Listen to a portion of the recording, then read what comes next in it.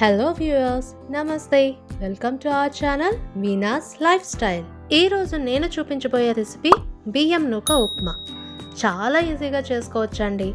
Mornings బ్రేక్ఫాస్ట్కి అయినా evening స్నాక్స్కి అయినా చాలా బాగుంటుంది. ఇక మొదలెడదామా? ముందుగా స్క్రీన్ మీద కనిపిస్తున్న అన్ని ఇంగ్రీడియంట్స్ రెడీగా ఉంచుకోండి. ఇప్పుడు ఒక ప్యాన్లో ఆయిల్ వేసుకొని అది వేడయ్యాక ఆవాలు, ఎండుమిర్చి, పచ్చిమిర్చి, అల్లం, శనగపప్పు, కరివేపాకు వేసి వేయించాలి. ఇప్పుడు సన్నగా తరుక్కున్న ఆనియన్స్, రుచికి సరిపోయేంత సాల్ట్ వేసుకొని మరి కాసేపు వేయించాలి.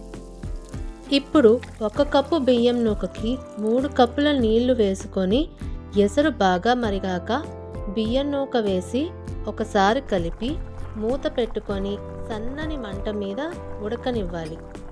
నీరు దగ్గరకయ్యాక మూత తీసి ఒకసారి కలుపుకొని కొత్తిమీర జల్లుకొని స్టవ్ ఆఫ్ చేసేయాలి.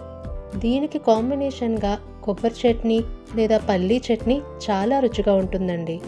మీరు కూడా ట్రై చేసి ఎలా వచ్చిందో కామెంట్ చేయండి.